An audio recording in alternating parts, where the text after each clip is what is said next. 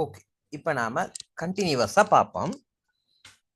நாம problem solving அப்படிங்கிற விஷயத்த நம்ம ஏற்கனவே பார்த்தோம். பிரச்சனைகளை இனங்காணல் அப்படிங்கிற விஷயத்த நாம ஏற்கனவே பார்த்தோம். இப்போ நாம பார்க்க போறது, அந்த பிரச்சனைகளை இனங்கண்ட பிறகு சந்தர்ப்பங்கள் நாம பார்த்திருப்போம். அப்ப அந்த முறைவழியாக்கல் முறைவழியாக்கல் வந்து நமக்கு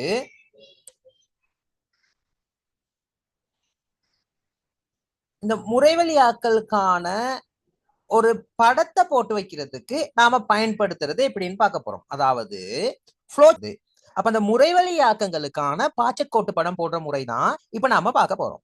அப்ப பிரச்சனைக்கு தீர்வு வழங்குறப்ப அந்த தீர்வுல முறைவழியாக்கம் இருக்குது. அந்த முறைவழியாக்கம் வந்து வெவ்வேறு வகையா காணப்படுது. அப்ப ஒவ்வொரு வகையில பாய்ச்சற்கோட்டு படம் போட வேண்டி வரும். அப்ப இத வந்து யாரு செய்வானா, ஒரு புரோகிராமர் தான் செய்ய போறாரு. கம்ப்யூட்டர்ல ஒரு லாங்குவேஜ் யூஸ் பண்ணி, கம்ப்யூட்டர் லாங்குவேஜை யூஸ் பண்ணி ஒரு புரோகிராம் ஒருத்தர் செய்வாரா இருந்தா அவர் தான் இந்த வேலையை செய்ய போறாரு. சோ ஒரு புரோகிராமர் இதுக்கான படத்தை எப்படி வரைவாரு அல்லது படத்தை எப்படி போடுவார்னு சொல்லிதான் இப்ப நம்ம பார்க்க போறோம். அப்ப இந்த புரோகிராமர் வந்து ஒரு படத்தை போடுறாரு. இப்ப ஒரு கம்பெனில ஒருத்தர் வேலைக்கு போறாரு. அப்ப ஒரு கம்பெனில ஒருத்தர் வேலைக்கு போயிட்டு அவரு என்ன செய்ய போறாருன்னா, அந்த கம்பெனிக்கான ப்ரோக்ராம் எழுத போறாரு. கம்பெனிக்கான கோடிங் சிஸ்டத்தை எழுதி கொடுக்க போறாரு. ஏதோ அவங்களோட ஒரு ப்ராப்ளம் ஒன்று சொல்றாங்க. ஒரு கடைக்கு போறாரு. அந்த கடையில் அவங்க வந்து சேல்ஸ் பண்றாங்க. ஸோ அவங்களுக்கு ஸ்டாக் எடுத்து வச்சுக்கிறது கஷ்டமா இருக்குது. So sale business day by day எவ்வளோ அவங்களுக்கு பிஸ்னஸ் வந்துச்சு, பெனிஃபிட் எவ்வளோ, அவங்களுக்கு ஸ்டாக் எவ்வளோன்னு பார்த்துக்கிறதுக்கு ஒரு சின்ன ப்ரோக்ராம் ஒன்று கேட்குறாங்க. ஸோ அந்த கோடிங் எழுதி கொடுக்குறப்ப அந்த ப்ரோக்ராமர் என்ன செய்ய போறாருன்னா, கோடிங் எழுதுறதுக்கு அவர் பயன்படுத்த போறாரு ஏதோ ஒரு லாங்குவேஜ் ஒன்ன பயன்படுத்தி அவர் அந்த கோடிங்கை எழுதி காட்ட போறாரு. அப்ப அந்த லாங்குவேஜை பயன்படுத்தி அவர் அந்த கோடிங்கை எழுதி காட்ட போறாரா இருந்தா, அவர் கோடிங்கை எழுதுற சந்தர்ப்பத்துல அவர் எதையுமே பிளவிற்ற கூடாது அப்படிங்கிறதுக்காக அவர் முதலாவதா அவர் என்ன செய்வாருன்னா, படங்களை போட்டு போட்டு வச்சுக்குவாரு. ஒரு படத்தை போட்டு வச்சுக்குவாரு. அப்ப அவர் அந்த அதுக்கான மெப்ப போட்டு வச்சுக்கிறாரு. அந்த மெப் தான் பாய்ச்சற்கோட்டு படமா இருக்கும். அப்ப பிழை வரக்கூடாதுங்கிறதுக்கு பாய்ச்சற்கோட்டு படம் வரைய போறாரு. இப்போ ஒரு கம்பெனில ஒருத்தர் வேலைக்கு வந்து இப்படியான வேலை செய்யற டைம்ல அவருக்கு அந்த கம்பெனில ஒரு 10 lakhs தராங்கன்னு சொல்லக்குள்ள அவர் அந்த வேலையை செய்ய ஆரம்பிப்பாரு. அந்த டைம்ல அவருக்கு ஃபாரின்ல இன்னொரு கம்பெனில வேகன்சி ஒன்று அவருக்கு இன்டர்வியூல செலக்ட் ஆகி வர சொல்லுவாங்களா இருந்தா, அவருக்கு இதை விட இப்ப செய்யற வேலையை விட அங்க பெனிஃபிட் கூடயா இருந்தா அவர் இந்த ஜொப்பை விட்டுட்டு போயிடுவாரு. அப்ப போனா இந்த கம்பெனி ஓனர் லொஸ்ட் ஆயிடுவாரு. சாஃப்ட்வேர் செய்யக்கூடியவர் தான் இன்னொரு கம்பெனிக்கு வேலைக்கு போயிட்டா இவர் இப்ப என்ன செய்யணும், இன்னொருத்தரை தேட வேண்டி வரும். இன்னொருத்தருக்கு திரும்ப அவரோட ப்ராப்ளம் சால்விங்க சொல்லி கொடுக்க வேண்டி வரும். என்ன ப்ராப்ளம்னு சொல்லணும். பிறகு அதுக்கான முறைவழியாக்க சந்தர்ப்பங்களை அவர் இனம் கண்டு அவர் அதுக்கு படம் போடணும். அந்த டைம்ல என்னன்னா, இந்த போடுற அந்த படம் வந்து வரையப்படுற அந்த படம் வந்து குறியீடுகள், அந்த படத்துக்காக நம்ம பயன்படுத்துற குறியீடுகள் வந்து ஒரு யூனிக்கா ஒரே மாதிரியான சின்டெக்ஸா இருக்குமா இருந்தா எல்லாருமே ஈஸியா ஐடென்டிஃபை பண்ணிக்கலாம். அப்ப புரோகிராமர்னா இப்படித்தான் படம் வரைவாங்கன்னு ஒரு யூனிக் ஒன்று இருக்கும். அப்ப ஒருத்தர் ஒரு கம்பெனில அரைவாசி வேலை செய்திருந்தாலும் அதுக்கான அமௌண்ட்டை வாங்கிட்டு அவர் போயிட்டாலும் புதுசா வாரவர் நல்ல வேலையை செய்யக்கூடியவரா இருப்பாரு. சோ அப்படி நாம செய்யறத தான் இந்த பாய்ச்சற்கோட்டு படங்கள்ல நம்ம மெயினா பாத்துக்க வேண்டி இருக்குது. அப்ப அப்படி நீங்க செய்யற சந்தர்ப்பத்துல என்னென்னலாம் நமக்கு தேவைப்படும்னா, ஸ்டார்ட் அப்படிங்கிற ஒரு விஷயம் தேவைப்படும். அப்ப நாம ஸ்டார்ட் பண்ணணுமா இருந்தா இந்த மாதிரிக்குள்ள படம் போடுவோம். இதை நாம சொல்லுவோம் நீள்வட்டமா போட போறோம். அப்ப இது ஆரம்பிக்கிறதுக்கும் இந்த படம் தான் போடுவோம், முடியறதுக்கும் இந்த படம் தான் போடுவோம். பாருங்க, இந்த குறியீடுல இந்த பாருங்க இருக்குது படம். ஆரம்பத்துக்கும் இப்படியான படம் தான் தேவைப்படும், முடிவுக்கும் இந்த மாதிரி படம் தான் தேவைப்படும். அப்ப ஆரம்பத்துக்கும் முடிவுக்கும் நீள்வட்டம் மாதிரியான படத்தை நம்ம போட போறோம். இப்போ ஒரு ப்ரோக்ராம்ல என்னென்ன தேவைப்படுது, ஆரம்பம், உள்ளீடு, முறைவழியாக்கம், வெளியீடு. ஏன்னா பிரச்சனைகளை தீர்க்கிறதுக்கான முறை காணப்படும். இவ்வளவுதான் நமக்கு ப்ரோக்ராம்ல தேவைப்படுது. இதைத்தான் நம்ம முதல் கிளாஸ்ல படிச்சோம். அப்ப இந்த உள்ளீடுக்கும் வெளியீட்டுக்கும் சரிவக மாதிரியான படத்தை நாம பயன்படுத்துவோம். இந்த பாருங்க, சரிவக மாதிரியான படம். உள்ளீடுக்கும் வெளியீடுக்கும் சரிவக மாதிரியான படம். அப்ப நான் இப்ப உங்களுக்கு ரெண்டு படம் தான் 4 விஷயம் சொல்லி இருக்கிறேன். ஆரம்பம், முடிவு ரெண்டுக்கும் நீள்வட்ட மாதிரிக்குள்ள போடுவோம். உள்ளீடு, வருவிளைவு, அதாவது உள்ளீடு வெளியீடு ரெண்டுக்கும் சரிவக மாதிரிக்குள்ள போடுவோம். சரிதானே? முறைவழியாக்க சந்தர்ப்பங்கள் தேவைப்படுமாக இருந்தால், ஏதாவது முறைவழியாக்கம், அந்த இப்படிதான் செய்யணும், இப்படிதான் செயற்பாடு நடக்கணும்னு நாம சொல்லி கொடுத்து அதன்படி நடைபெறணுமா இருந்தா அதை நாம செவ்வகமா நாம பயன்படுத்துவோம். இந்த பாருங்க இருக்குது, செவ்வக வடிவில் பயன்படுத்துவோம். சரிதானே?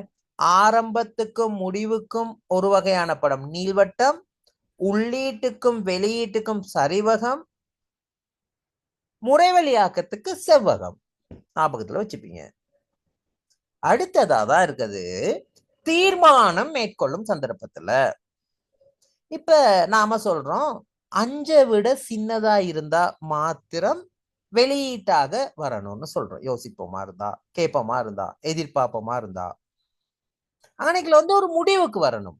நாம வழங்குற அந்த பெருமானம் 5ஐயும் விட பெரிதா சின்னதா, அந்த ஆப்ஷன் ஒண்ணு வரணும். அப்ப பெரிதா சின்னதா, எக்ஸ்ங்கிற நம்பர் 5ஐ விட பெரிது. இதன்படி என்ன, எக்ஸ்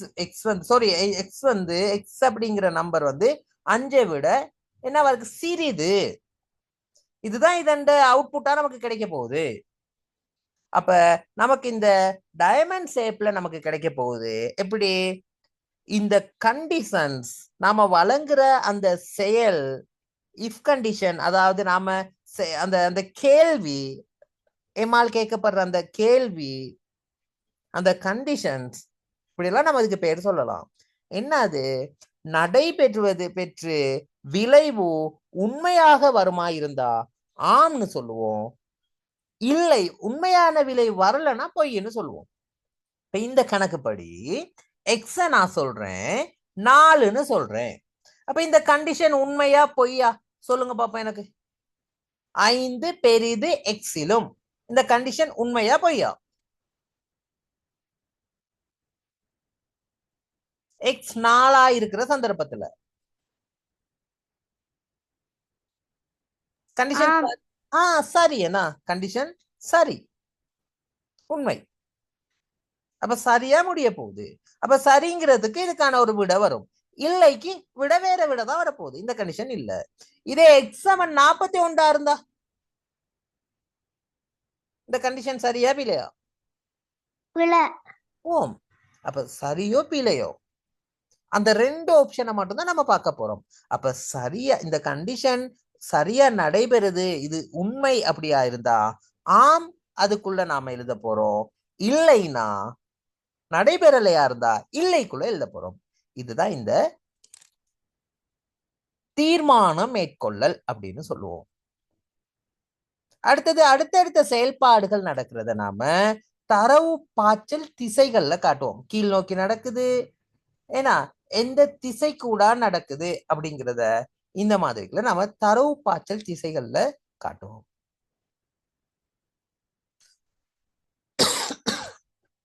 ஓகே,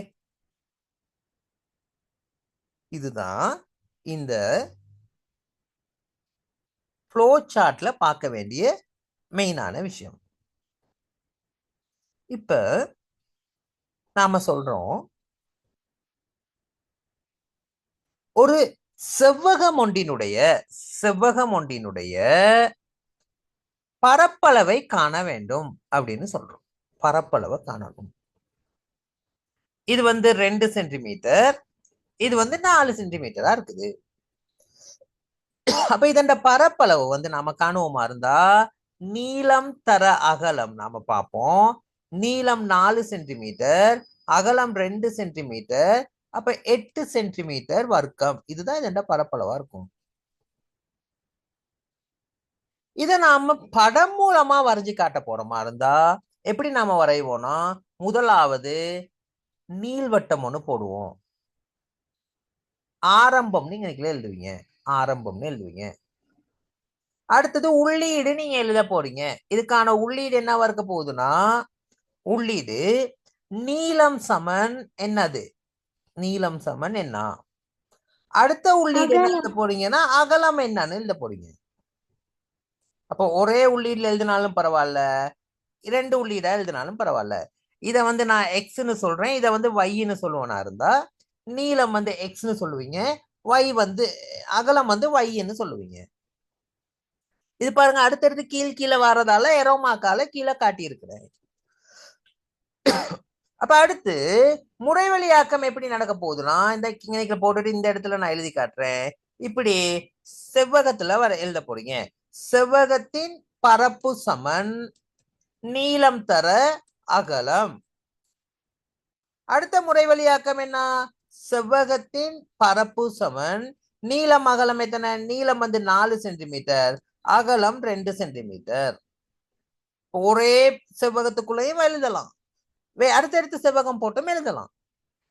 அடுத்த செவ்வகத்துல செவ்வகத்தின் பரப்பு சமன் எத்தனை, முறைவழியாக்கம் தான் இது, 4 தர 2. அப்ப 4 தர 2 8 சென்டிமீட்டர் வர்க்கம்னு நமக்கு கிடைக்கிறது என்னவா இருக்க போகுது, வெளியீடா இருக்க போகுது.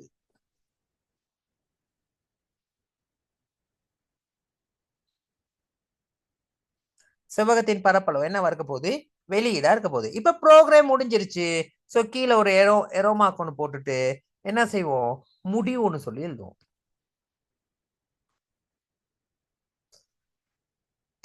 இதுதான் நாம பார்க்க வேண்டிய விஷயம். ஓகேயா, ரைட். இப்ப பாருங்க,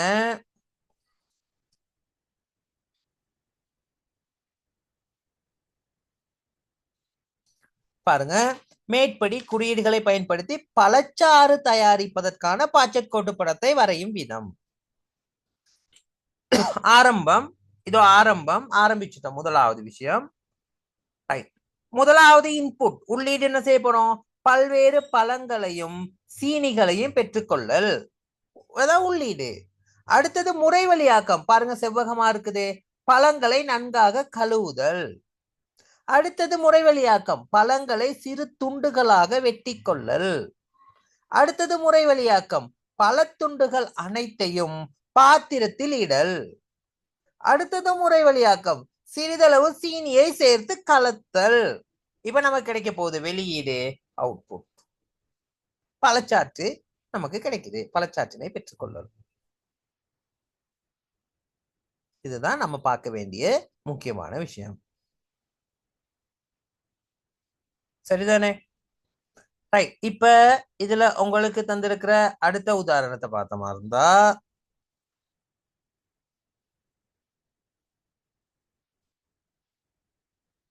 பாருங்க, செவ்வகத்தின் பரப்பளவை காணுதல். இல்ல உள்ளீடு என்னது, ஆரம்பம் என்னது, ஆரம்பிச்ச பிறகு உள்ளீடு எது,